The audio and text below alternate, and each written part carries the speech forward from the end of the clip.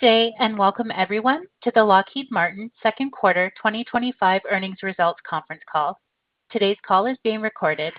If you would like to ask a question, please press star then one now. At this time, for opening remarks and introductions, I would like to turn the call over to Maria Ricciardone, Vice President, Treasurer, and Investor Relations. Please go ahead. Thank you, Sarah, and good morning. I'd like to welcome everyone to our second quarter 2025 earnings conference call. Joining me today on the call are Jim Taiclet, our Chairman, President, and Chief Executive Officer, and Evan Scott, our Chief Financial Officer. Statements made in today's call that are not historical fact are considered forward-looking statements and are made pursuant to the safe harbor provisions of the federal securities law. Actual results may differ materially from those projected in the forward-looking statements. Please see today's press release and our SEC filings for a description of some of the factors that may cause actual results to differ materially from those in the forward-looking statements. We have posted charts on our website today that we plan to address during the call to supplement our comments.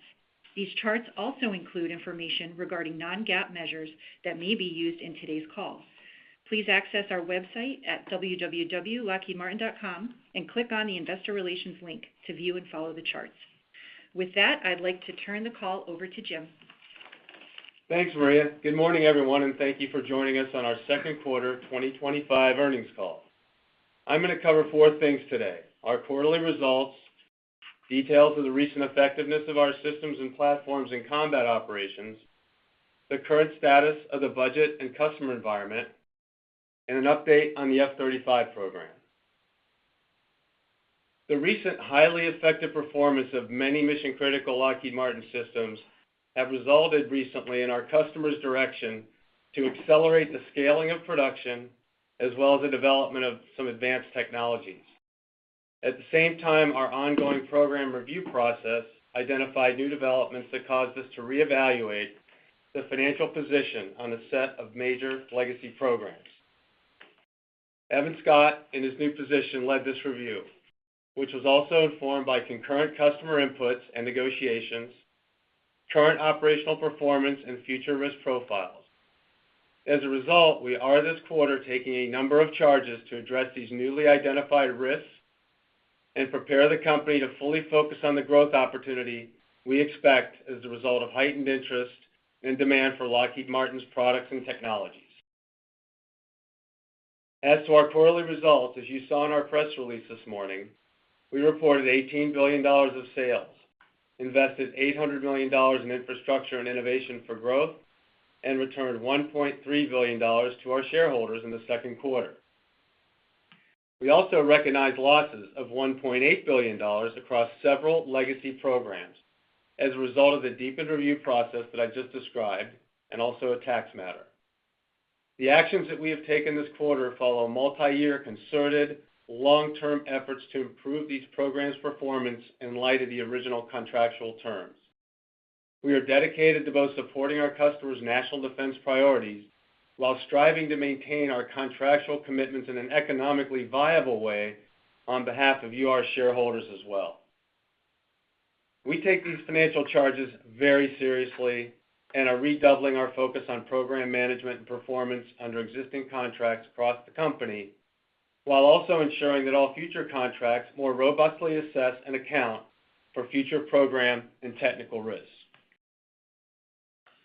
Starting with Sikorsky's Turkish Utility Helicopter Program, or TUHP, and the Canadian Maritime Helicopter Program, CMHP, in the second quarter, the leadership teams for these two programs held a series of direct, in-depth discussions with their respective customers, and as a result, recognized losses when we revised the cost and sales estimates for these programs. For TUHP, we've reached a notional agreement to restructure the program, including a change of scope of work due to the impacts of U.S. government sanctions on Turkish entities and persons involved in that program. For CMHP, we are focused on providing additional mission capabilities, enhancing logistical support, and extending the fleet's life, while we continue discussions to potentially restructure certain contractual terms. Turning to the classified program at Aeronautics, our mission at Skunk Works pushes the boundaries of science and technology to deliver highly advanced solutions that provide our customers a step function advantage over potential adversaries. This particular program team discovered new insights in the quarter that required us to adjust our expected future costs on that program and then recognized the charge for doing so. I acknowledge the losses on this classified program are significant. Again, we are taking these charges very seriously and have initiated changes in program team management and assigned experts across the company to improve the performance and oversight of this program under a comprehensive risk identification and corrective action plan. This is a highly classified program that can only be described as game-changing capability for our joint U.S. and international customers, and therefore it is critical that it be successfully fielded. With our enhanced oversight of this program and rapid incorporation of lessons learned, we expect to continue to reduce risk over the next few years as we move through the key milestones of this very advanced system. The criticality of our work was made clear last month in a high-stakes demonstration of modern deterrence and combat readiness. Lockheed Martin's capabilities were at the center of recent U.S. military operations in the Middle East, reinforcing the company's essential role to American and allied national security.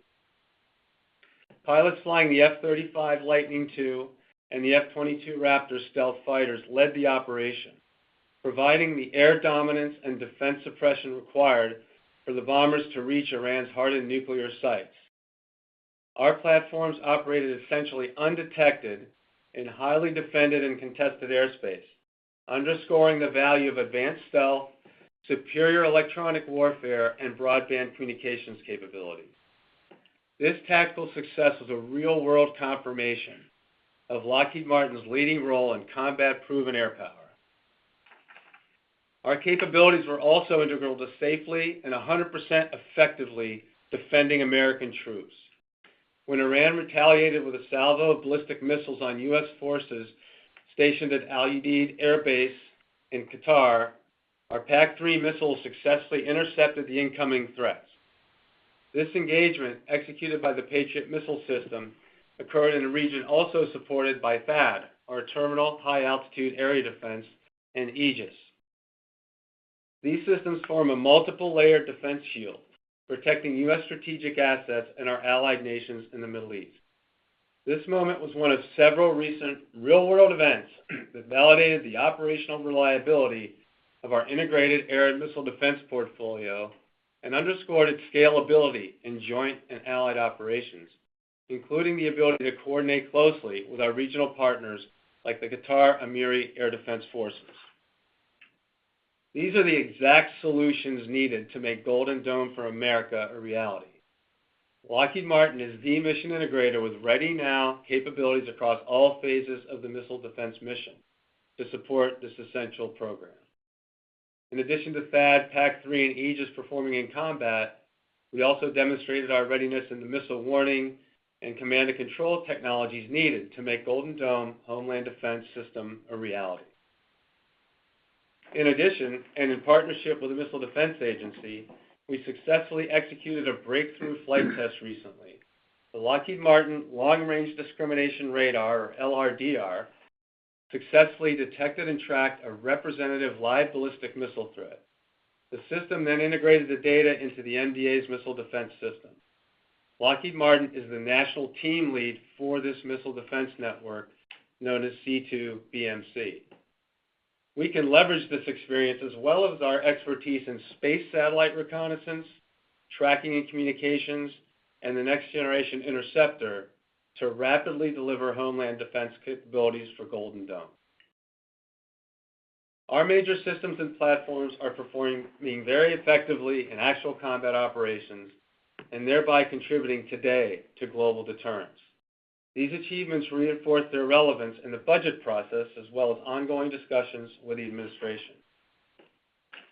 For example, the U.S. government's focus on securing the homeland and deterring aggressors will lead to a significant increase in munitions spending over the coming years.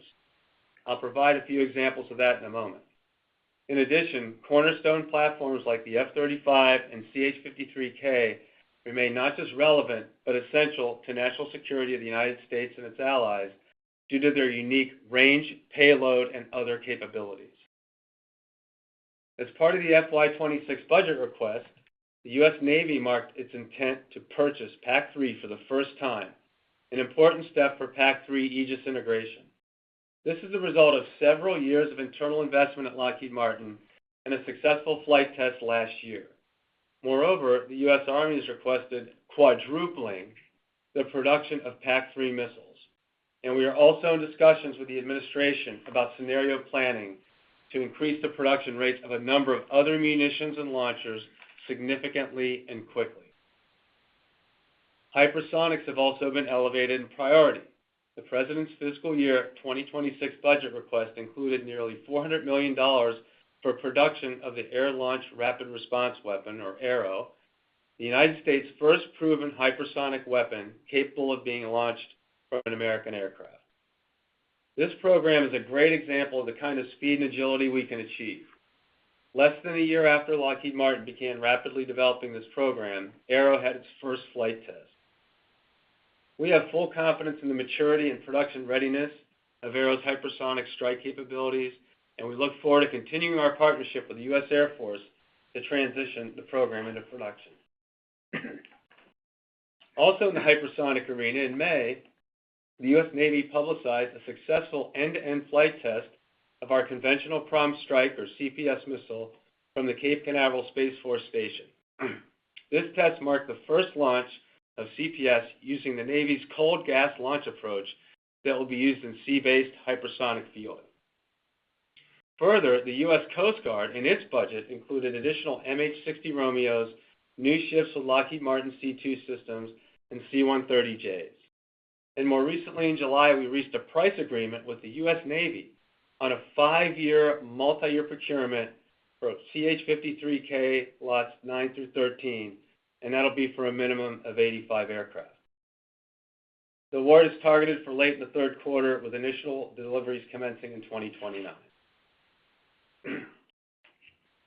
So before I hand it over to Evan, I'd like to provide an update on the status of the F-35 program. We delivered 50 aircraft in the quarter, bringing our total F-35 deliveries to 97 so far this year, and to 207 since we resumed deliveries last year. We also remain on track for 170 to 190 deliveries this year, 2025. We have completed TR-3 hardware integration, and earlier this month we released new software to the fleet, continuing our maturation and fielding of advanced Block 4 capabilities.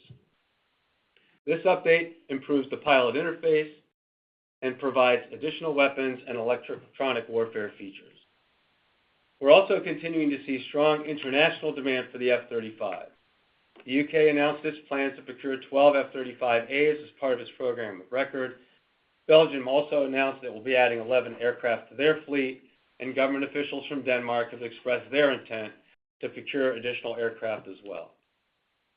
Finally, I want to take a moment to commend the DoD's recently announced investment in rare earth mining and magnet production right here in the United States. Led by Deputy Defense Secretary Steve Feinberg, and with the strong support of Defense Secretary Hegseth and, of course, President Trump, this groundbreaking public-private partnership will ensure the supply of rare earth magnets needed in F-35s, cruise missiles, and countless other defense and non-defense applications. I'll turn it over to Evan now to share more about our financial results. Thanks, Jim, and good morning, everyone. Today, I'll provide an overview of our consolidated financial results for the second quarter, then hand off to Maria, who will cover business area financials, and I'll come back at the end to discuss our updated outlook. Starting on Chart 4, second quarter sales were $18.2 billion, comparable year over year, and up sequentially from the first quarter. We saw strong growth on missile programs within MFC, on F-35 production at Aeronautics, and on strategic missiles within Space, partially offset by the impact of the charges at Aeronautics and RMS. More on those in a moment. Excluding the charges, sales increased in the mid-single-digit range, continuing the solid underlying growth from the first quarter and setting us up well to achieve our full-year goal. Looking at segment operating profit of $570 million, Jim mentioned the $1.8 billion in total charges, while the operational portion of the losses hit that segment operating profit was $1.6 billion related to the charges at Skunk Works and Sikorsky, with the impairment and tax item falling below the line. First, the Aeronautics Classified Program. As Jim mentioned, the process, control, and resource changes we implemented following the fourth quarter of 2024, along with additional performance data on the program, resulted in new insights that led us to recognize an incremental $950 million of reach-forward loss in the second quarter. To provide more detail, we have experienced design, integration, and test challenges, as well as other performance issues on this program. Those challenges and performance issues continued into 2025 and had a greater impact on schedule and costs than previously estimated. As a result, we performed a comprehensive review of the design, integration, test, and other processes to achieve the technical requirements of the program. Based on this review and ongoing discussions with the customer and teammates, we made a significant change to our processes and testing approach, resulting in a significant update to the program's schedule and cost estimates. Based on this, we believe that recognizing this incremental charge is a prudent continuation of the comprehensive corrective actions and risk mitigation approach we implemented at the start of the year, which continues to demonstrate solid progress. Our continued investment in this program reflects our ongoing confidence in its criticality for national security, and we remain excited about the future prospects for this solution. Next, on the Canadian Maritime Helicopter Program, or CMHP, we've been in negotiations with the Canadian government for some time now, attempting to reach a mutually beneficial solution. Based on recent conversations, the company made a decision to provide enhanced capability to upgrade the baseline fleet, improving helicopter utilization and probability of recovery as part of our flight hour-based support contract over the coming years. These actions resulted in the company recognizing a $570 million loss this quarter. Lastly, the Turkish Utility Helicopter Program, or TUHP, U.S. government sanctions on Turkish entities and persons have affected the company's ability to perform under this program. We've been communicating with the prime contract customer regarding alternative paths, and during the second quarter, the company recognized a $95 million loss, reflecting the latest status of those discussions. I recognize that these additional charges are disappointing. We have a focused team engaged with these programs on a daily basis, actively implementing our adjusted approach and working to prevent charges like this going forward. We continue to learn, and the fact is, these are important, although challenging programs, and Lockheed Martin has a long legacy of innovation and navigating complex issues. We're confident over the long term that we'll be able to manage these issues and continue extending our track record of delivering for the customer and our shareholders. As part of our ongoing review process, and as I've stepped into the CFO role, we've added rigor to our existing program management controls and processes, engaging subject matter experts from across the corporation, holding regular independent review teams, and increasing oversight, especially in cases where there are known technical complexities, contractual nuances, and other unique execution challenges. The lessons learned here are being shared to ensure our risk identification and mitigation efforts are optimized across the portfolio. Moving to earnings per share, our GAAP results were 1.46 in the quarter, inclusive of the impacts from the program losses previously mentioned, as well as impairment charges related to the NGAD decision and a reserve for uncertain tax position. In total, these items reduced EPS by $5.83. On the tax item, the IRS now asserts that we owe $4.6 billion of additional income tax associated with a tax accounting method change we made in conjunction with the ASC 606 implementation and the 2017 tax legislation. The IRS initially approved our method changes, accepting our interpretation and application of the law, but later withdrew those acceptances. We stand by our tax accounting method being accurate and are pursuing remedies through the IRS Independent Office of Appeals and, if necessary, through a judicial proceeding. We are accruing interest of $100 million in our income tax expense as part of our further evaluation of this matter. Moving to cash, second quarter free cash flow was a usage of $150 million. Our operating cash flow was impacted by a few notable timing items in the quarter.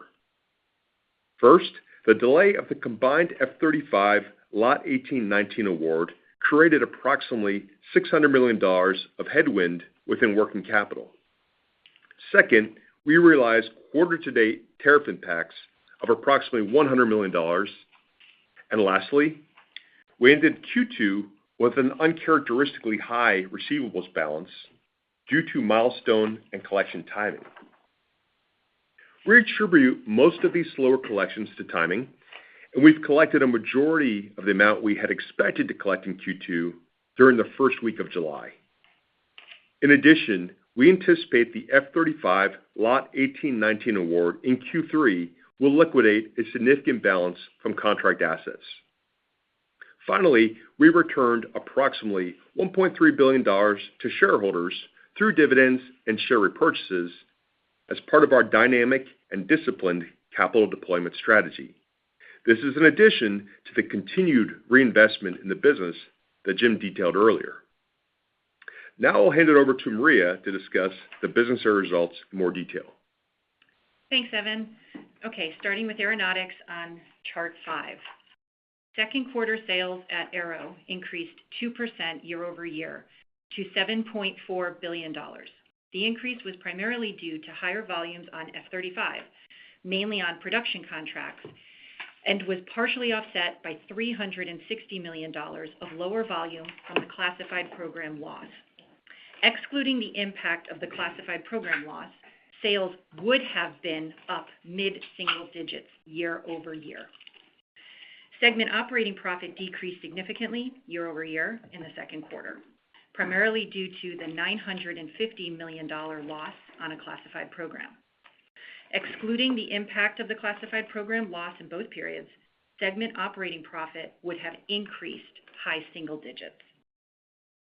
Turning to Missiles and Fire Control on Chart 6.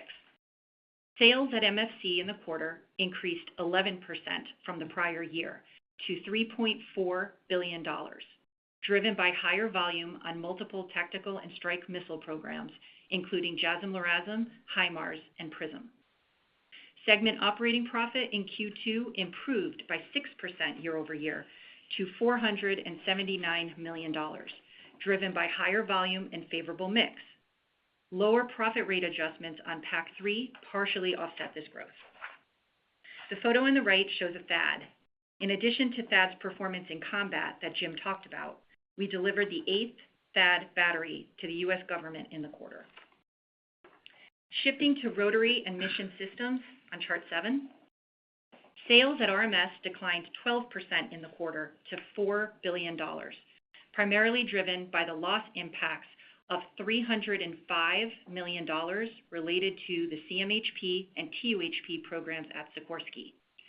Excluding the program loss impacts, sales at RMS would have declined mid-single digits year over year due to lower volume on Seahawk programs at Sikorsky and on the Canadian Surface Combatant program at Integrated Warfare Systems and Sensors. Operating profit at RMS decreased significantly in the second quarter versus prior year due to the CMHP and TUHP program losses of $665 million.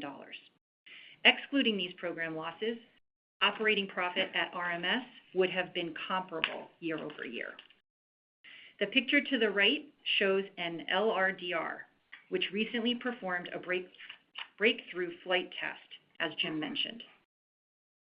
And on Chart 8, we'll wrap up the business area discussion with Space.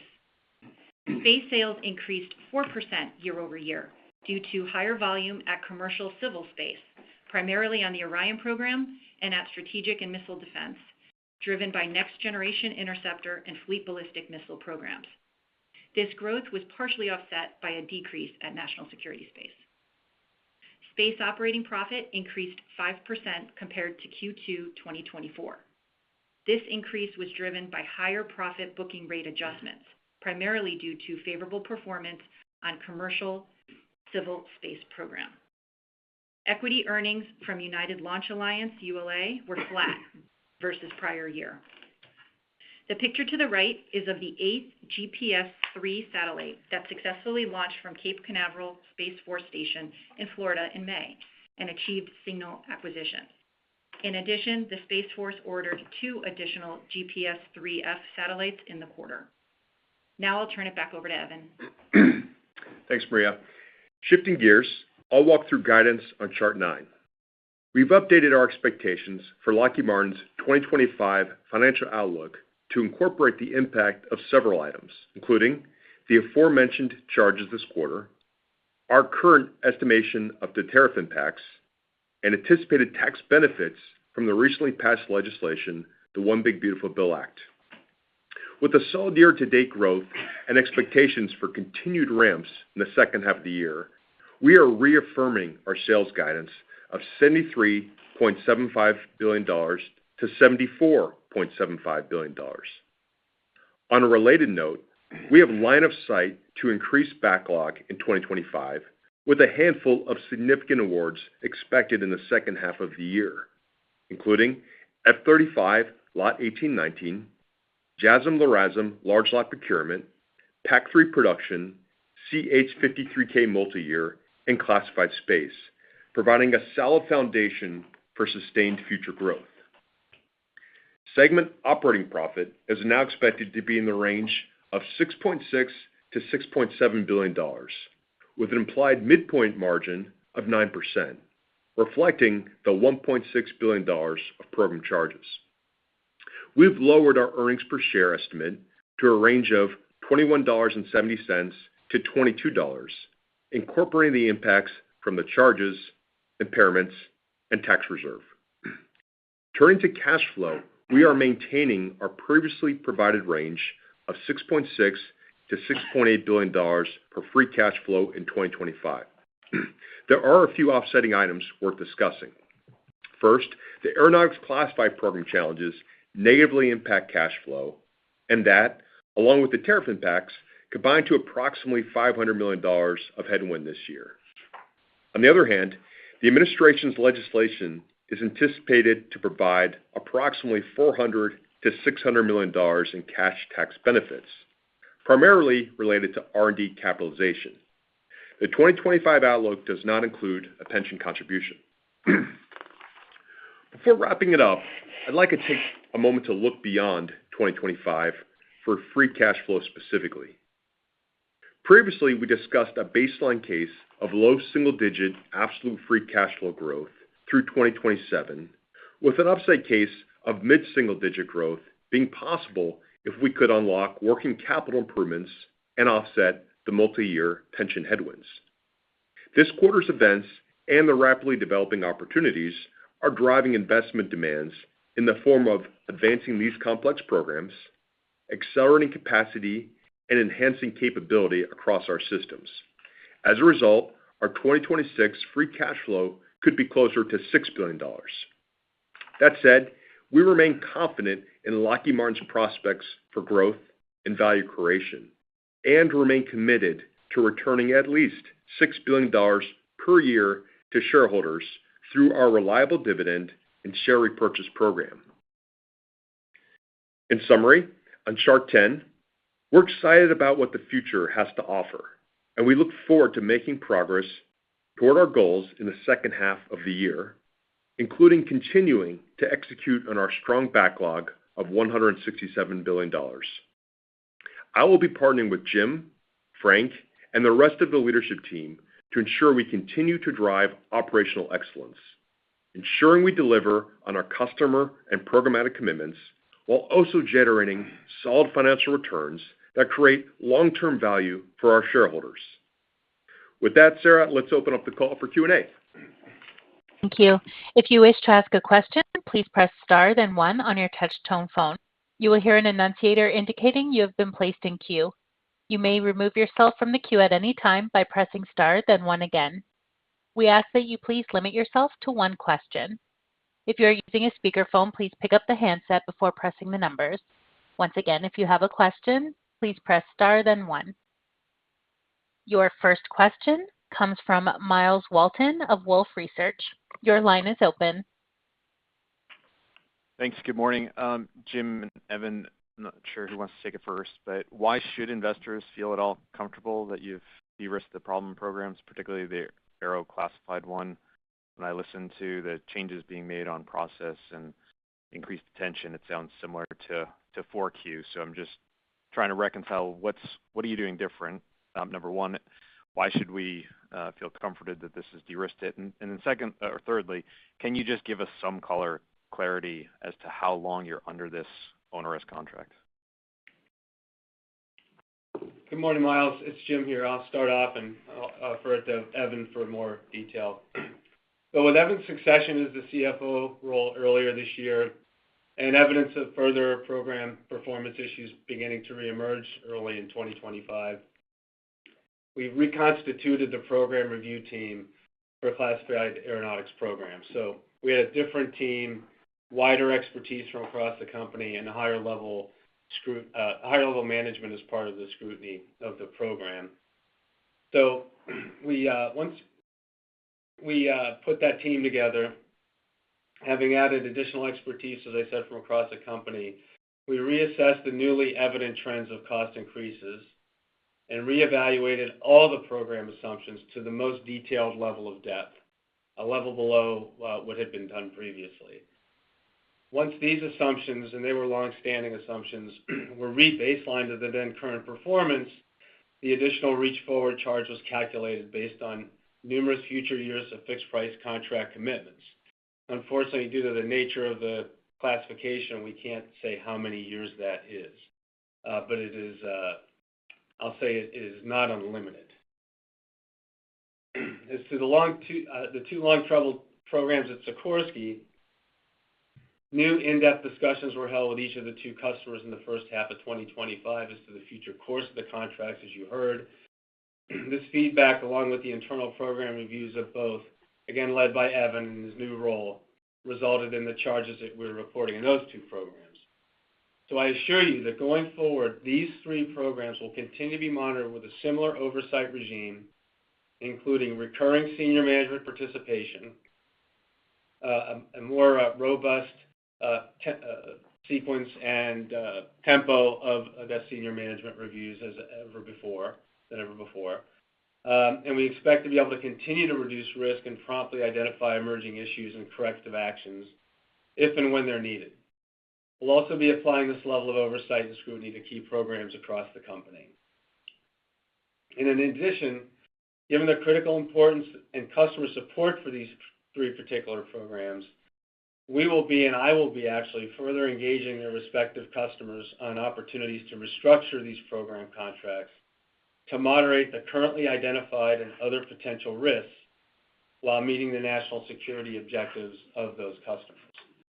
And finally, I want to reiterate the policy that was put in place at Lockheed Martin 5 years ago, that there are no longer any must-win programs.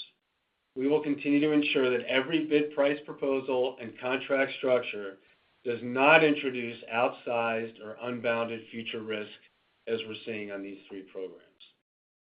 Evan, you want to add anything to that? Yeah, I fully agree with that approach and taken on what you've asked me to look on here. And I would just add as well that the additional controls and rhythms that we established after 4Q gave us better insight into the challenges as they emerged. So that's a commitment to continue transparency, and that's what allowed us to signal in May that we were experiencing cost challenges and to have better insight as the continued program moved forward. And note at that same time, we signaled cost confidence in the MFC classified program in that we have the same established discipline there. So we took the right amount of time to go through every assumption that we've got the best possible estimate to complete the multi-year process ahead of us. So I'll commit we'll continue to be transparent as we perform on these programs, actively monitoring, managing those risks, and think of every quarter as a burn down of risk as we work through the development tasks on these game-changing products, and we will keep you all updated as we go. The next question comes from Ron Epstein of Bank of America. Your line is open. Hey, yeah, good afternoon, morning, guys. So kind of two things here. Just a quick follow-on to Miles' question, because I don't think you answered it. Why did it take $1 billion of charges to change the way you're reviewing this thing? That's to Jim. And then to Evan, maybe you're kind of more from a accounting perspective, the $1.8 billion of charges, how do we think that flows through to cash? Can you do the bridge for 25 and then maybe the bridge into 26, right? Because there's some of this that's, probably not all 1.8 billion has got a cash impact. How much does, and how should we think about that? Yeah. Hey, Ron. So as Evan sort of stated, in the fourth quarter review, 2024 financials, when we took the first charge, we actually reset the entire way that program is monitored, I'll say. And in that more rigorous monitoring system, we started to see, as Evan had signaled publicly in May, as he said, additional cost risks. There was an anomaly, as we call it, in the development phase that was going to add cost and time as well. So these are new discoveries that resulted in the charge that we're taking today. We didn't recognize or know that these trends were happening until the year began, and we started with that new monitoring system from the fourth quarter, seeing the cost rise, which we signaled. But then we have to flow it through to, again, multiple years of fixed price obligations to the government that were agreed to in 2018. So that's why you see the magnitude. Now, will there be opportunity to reduce that? We hope so. Part of it is potential contract restructuring. The customer's aware of, and will become increasingly aware after today, of the cost that this program is putting on the company. And I think they're open to figuring out ways to make it more reasonable, as I said, while keeping the national security commitments that are required. So that's the explanation.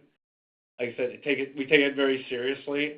It was, disconcerting to us when we started to see the cost growth after we'd done the review previously.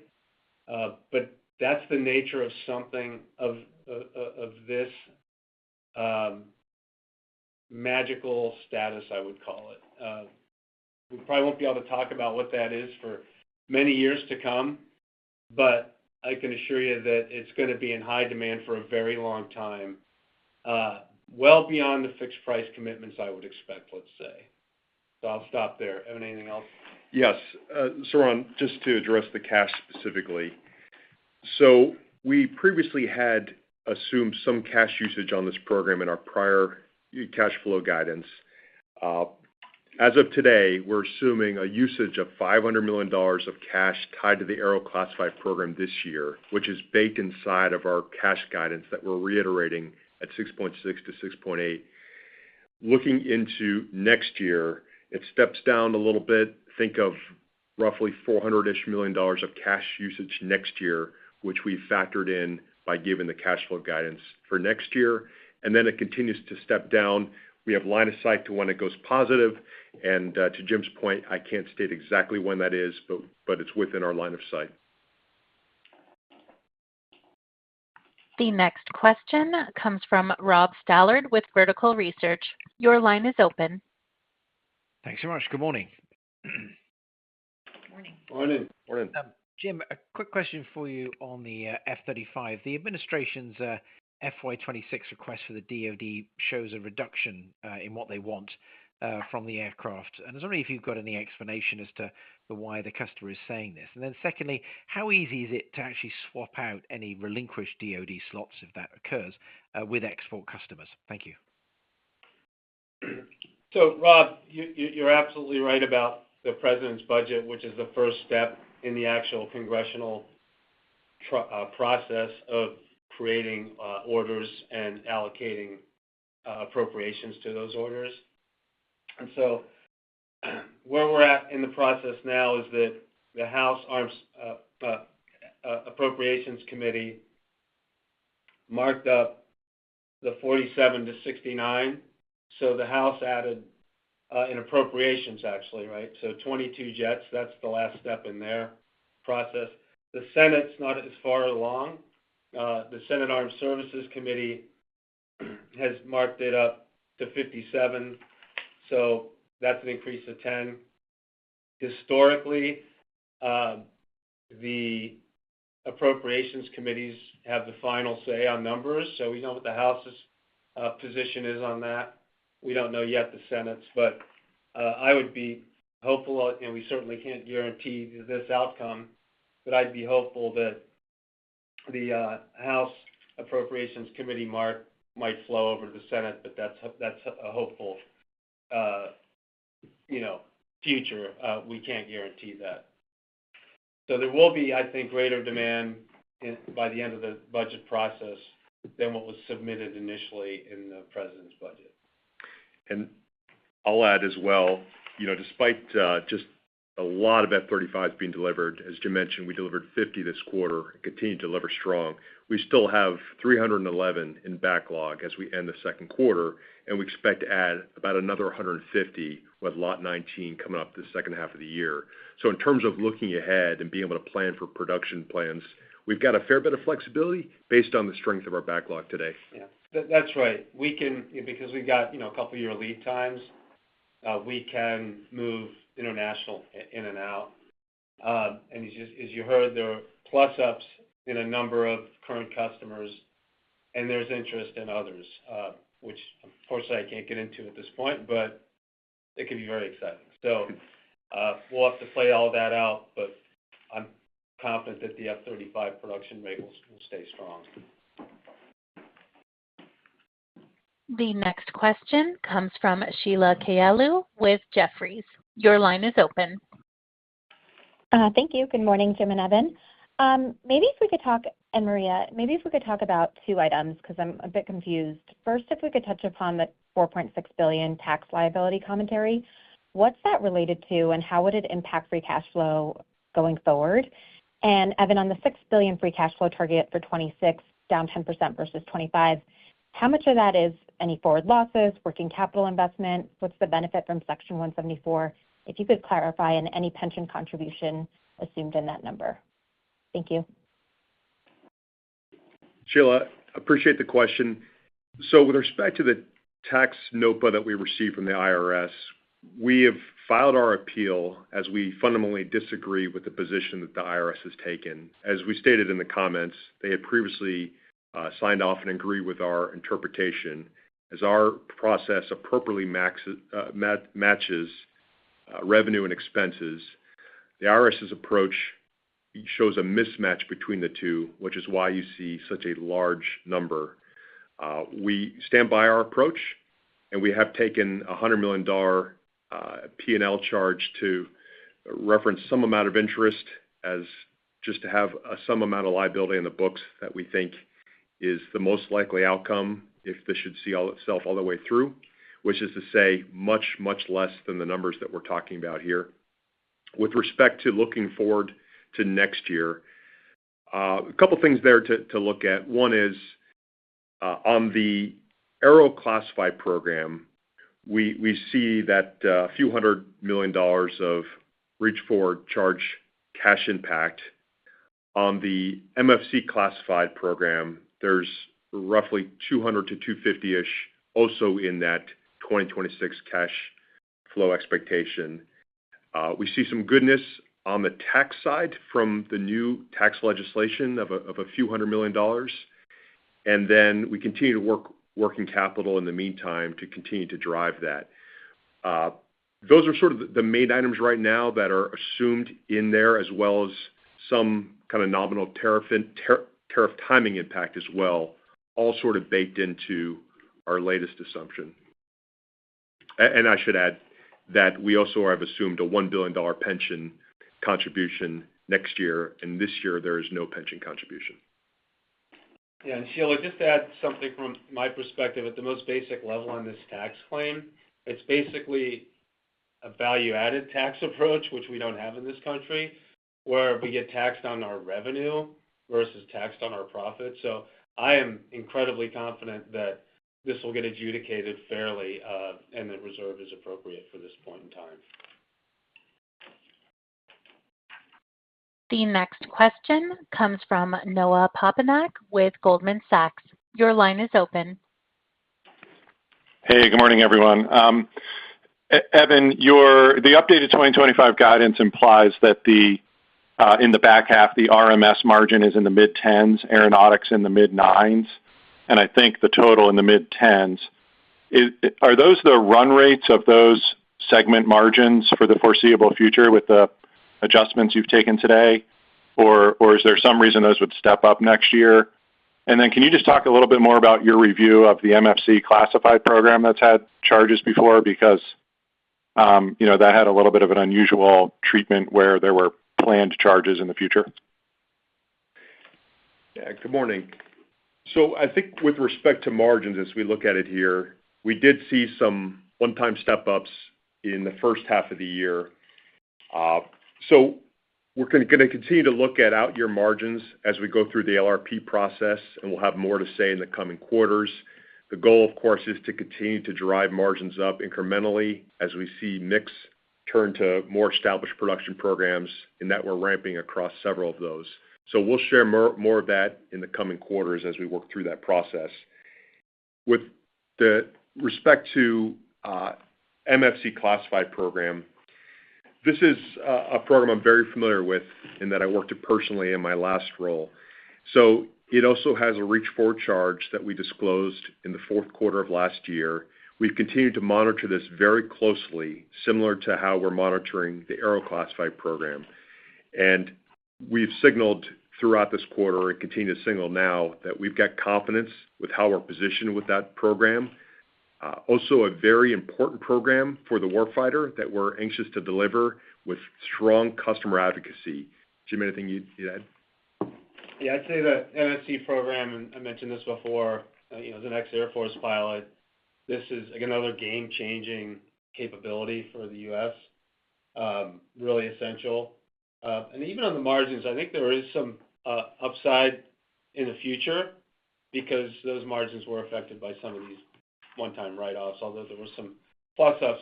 The write-offs obviously were way higher. So there could be upside on it. We're not doing guidance for 2026 here, but there's could be opportunity, especially in MFC. The next question comes from Peter Arment with Baird. Your line is open. Yeah, good morning, Jim and Evan. Hey, Jim and Evan, you both commented on backlog and expected some growth in the back half of the year. Maybe could you comment on Golden Dome specifically? Have you quantified the opportunity for Lockheed Martin and when we would expect it to hit, from a backlog perspective, just thinking in terms of the size?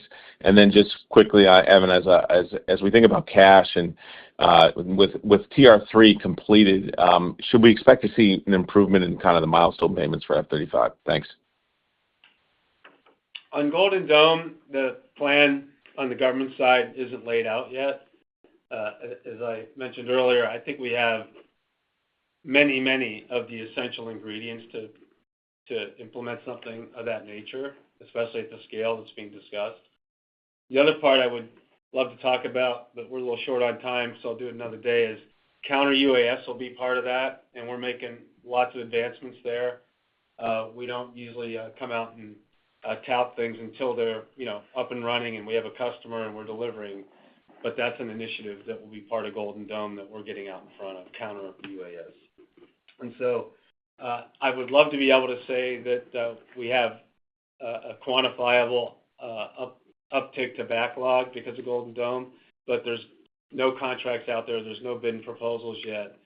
And so as soon as we have them, we're going to be all in on those. And we are talking about architecture with the U.S. government as to how you might architect and lay something like this out over time. But they haven't announced anything yet that we can actually hang our hat on for backlog. And to add on to that, just maybe one or two thoughts on Golden Dome. So, yeah, even without that, we see the backlog really driving up to the second half of the year. I expect to end the year with a new backlog record with just very strong orders to come.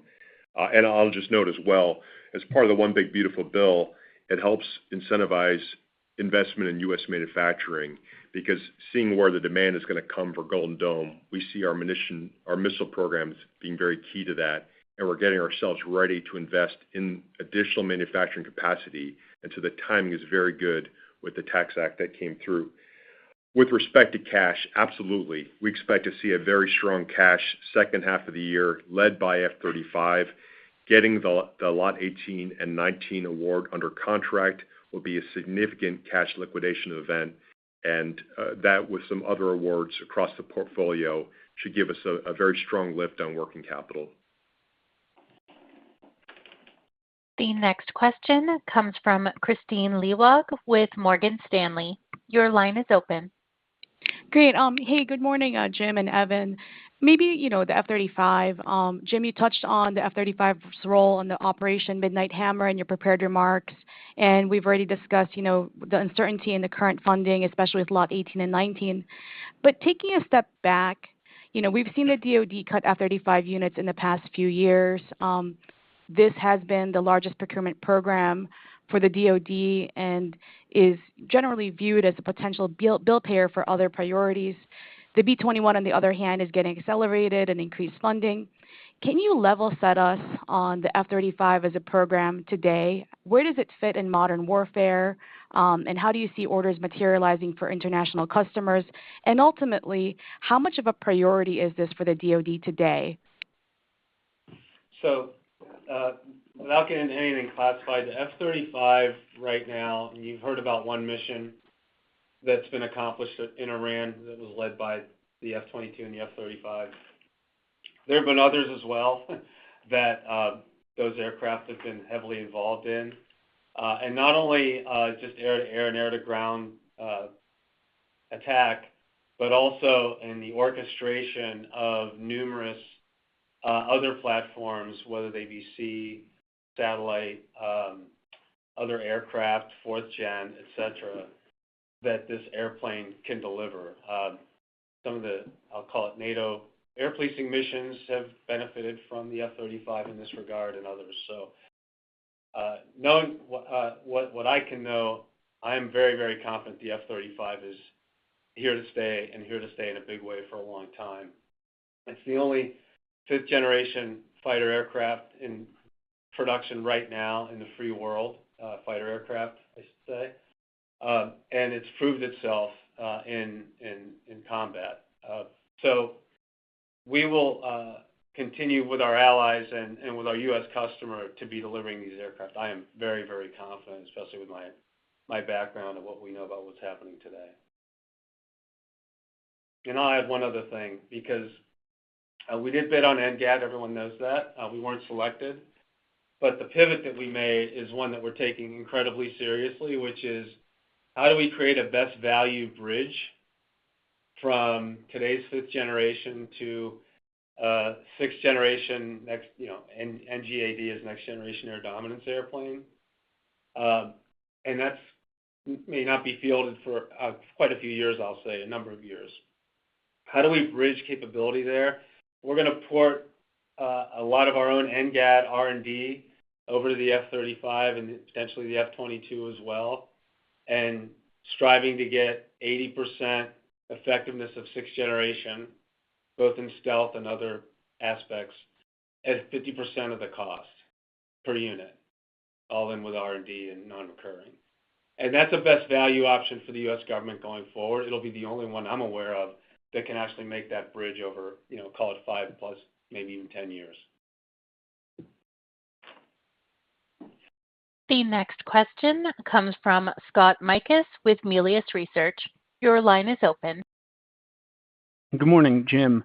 On the F-35 delivery skyline and the outlook, in order to protect that program and prevent it from being, say, crowded out by the F-47, CCA, or nuclear modernization, Does it make sense to sell the DoD the technical data rights to the F-35 as part of a broader deal to ensure the DoD buys a minimum amount of units per year to sustain the production rate of 156? I'm not sure that's necessary for two reasons, Scott. One is we've already provided the U.S. government all the data that they need that we control to maintain the aircraft and all of its systems. Some of our suppliers have opted not to participate in that approach that we've taken, but we don't control or own their data. And so everything Lockheed Martin can provide to the services and the government to maintain their aircraft fleet, we have provided. So that's one side of the story. And then the second is that the demand for the aircraft is still going to be there. As I said, fourth generation aircraft are retiring. They're also incredibly unsurvivable in the current scenario. A fourth generation aircraft couldn't have accomplished that mission that we talked about on Midnight Hammer. So I think the base demand is there. The intellectual property is already being provided to the extent we have the ability to do that. But it's an excellent question. I think we're in a good place on both fronts. Right, great, Sarah. Well, we're approaching the top of the hour, so I think that's it for Q&A. And Jim did have some closing comments, so let me hand it back to Jim. All right, thanks, Maria. Look, all of us at Lockheed Martin fully understand that it's our responsibility to negotiate fair, risk-informed contracts and to deliver on those contract commitments in terms of cost, quality, and schedule every day. Only in this can we both contribute fully to our national defense and deterrence from armed conflict and deliver strong financial results to the shareholders. Doing both is and will be our purpose. While the charges that we've taken in the second quarter have been difficult and have affected our 2025 outlook, we will now be better positioned to fully deliver on our profitable growth prospects going forward. I'm confident in the many strengths that position this company for long-term success. Our growth pipeline is strong, as you heard from Evan earlier today. Our customers are heavily reliant on us to deliver proven, critical capabilities. And maybe most importantly, all of our 120,000 Lockheed Martin teammates are committed to delivering results for us. I and our management team are focused on continuing to translate this strong customer demand and our unique capabilities to deliver top-line growth, get that consistent cash flow generation, and shareholder value creation as a result. So I look forward to connecting again in October on our third quarter earnings call. So thank you, everybody. And Sarah, that concludes our call for today. Thank you. This concludes today's conference call. Thank you for joining. You may now disconnect.